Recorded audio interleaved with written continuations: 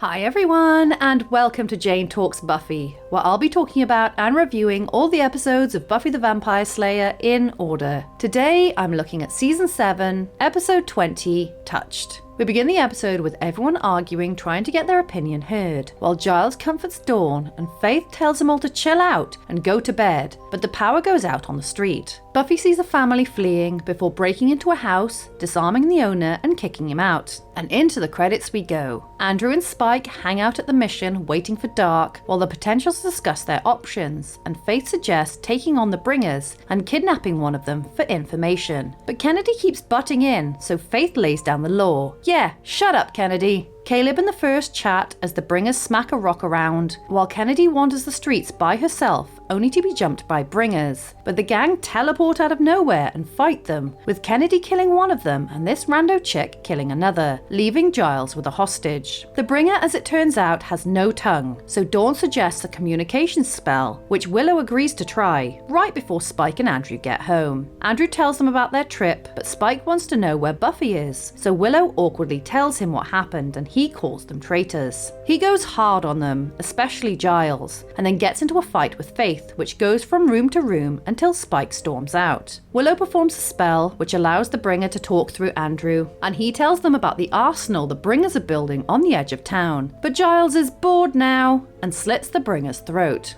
What the bananas?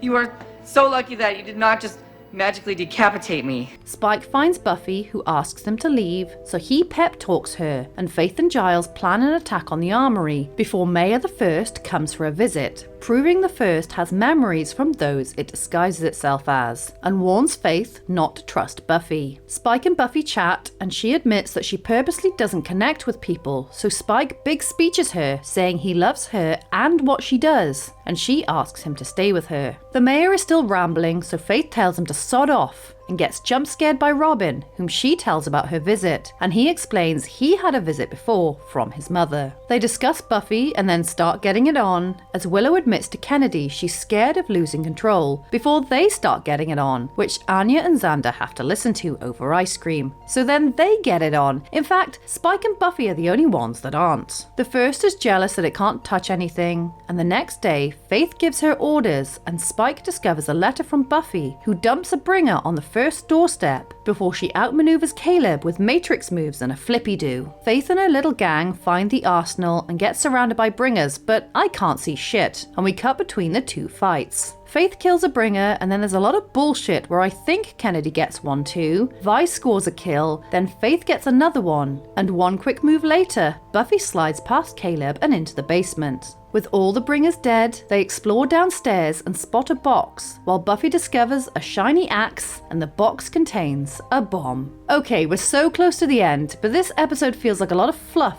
and not a great deal happens. Faith takes charge, Spike pep talks Buffy, everyone bangs, and Caleb rambles on and on. There are a few moments of note, but the episode as a whole feels like it's spinning its wheels. Spike is finally where he needs to be, and his speech to Buffy really shows that he's never fully lost his humanity, even before he got his soul back. But it's too late in the game. If he'd have gotten to this place earlier in the season, then Buffy insisting he's the best warrior they've got, and he's important and he's a good man, would be more earned, but nevertheless better late than never. And it makes sense that he's the one to track down and comfort Buffy, as he's always been perceptive and seen things before anyone else. I don't like Kennedy, but we get the first lesbian sex scene, which is nice, as this show broke a lot of ground, and Faith tries her best to adapt to her new role and lead the troops, but she can't entirely let go of her nature and her past. Obviously there's a sizable gap in her story, as she appeared and had her character growth in Angel, which I've yet to cover, but whatever happened, it works for me. Buffy's assault on Caleb was a little too cartoony to get behind, and wouldn't have worked had the potentials gone with her like she initially planned. But it's a nice moment for her to be free from responsibilities and protecting people, and actually stand alone as the Slayer, and she did well for herself, getting her hands on the weapon that will change the game. Fun little side note, this takes place directly after Empty Places. Everyone is in the same clothes and everything, except Anya has totally different hair.